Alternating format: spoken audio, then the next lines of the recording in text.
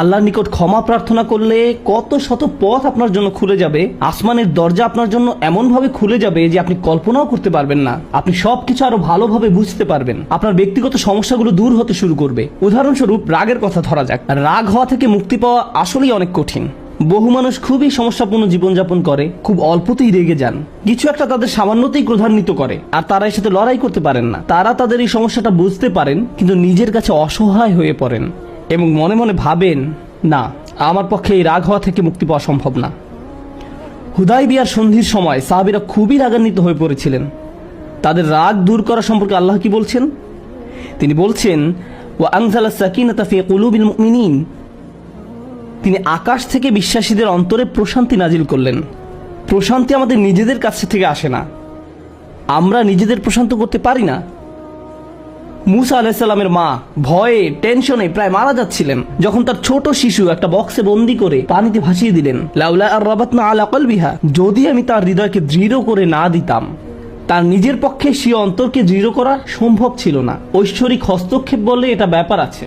আল্লাহ তার অন্তরকে দৃঢ় করেছিলেন, যা আমাদেরকে আমাদের ব্যক্তিগত দুর্বলতা এবং প্রবণতা থেকে সুস্থ হতে সাহায্য করে। কিছু কিছু মানুষ অশ্লীলতার প্রতি খুবই আকৃষ্ট হয়ে পড়ে, কেউ কেউ ক্রোধ নিয়ন্ত্রণ করতে পারে না, আবার কেউ কেউ মারাত্মক লোভী, সবসময় শুধু টাকা পয়সা নিয়ে চিন্তামগ্ন থাকে।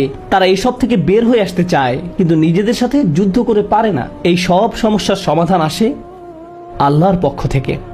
আপনার একান্ত ব্যক্তিগত গভীর সমস্যার সমাধান আসে আসমান থেকে। বৃষ্টি যেমন পৃথিবীকে পরিষ্কার করে দেয়, তেমনি আসমান থেকে আল্লাহর রহমত এসে আপনার সমস্যাগুলোকেও ধুয়ে মুছে পরিষ্কার করে দেয়। ওয়ায়াজআল লাকুম জান্নাতিন ওয়ায়াজআল লাকুম আনহারা, তোমাদের জন্য উদ্যান স্থাপন করবেন, তোমাদের জন্য নদীনালা প্রবাহিত করবেন।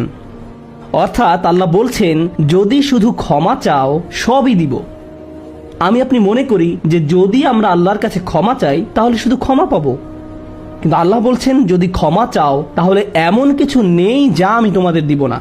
বিষয়টা এমন যে আপনি ইচ্ছা করলে এক এক করে বিভিন্ন জিনিস চাইতে পারেন, অথবা শুধু ক্ষমা চান তাহলে সবই পাবেন। কি আর বাকি থাকে? অর্থ, সন্তান সন্ততি, আপনার সকল সমস্যার সমাধানে আকাশ খুলে যাবে, বাগান, নদী, সবকিছু আপনার জন্য প্রস্তুত। মানুষ সাধারণত মনে করে যে যদি তার আল্লাহর ক্ষমা চায় তাহলে এটা শুধু তাদেরকে পরকালে সাহায্য করবে, কিন্তু এই আয়াতগুলো আমাদের বলছে না।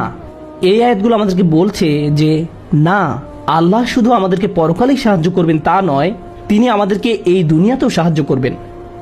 একবার হজের কথা চিন্তা করুন। আমার আপনার জন্য হজের সবচেয়ে বড় অনুপ্রেরণা হলো আমাদের অতীতের সকল গুনাহ মাফ করে দেওয়া হবে। আমরা নতুন করে আবার শুরু করতে পারবো। যে কাপড়ে আপনি কবরে শায়িত হওয়ার কথা, সেরকম একটি কাপড়ে আপনি হজে যান। এমনকি হজের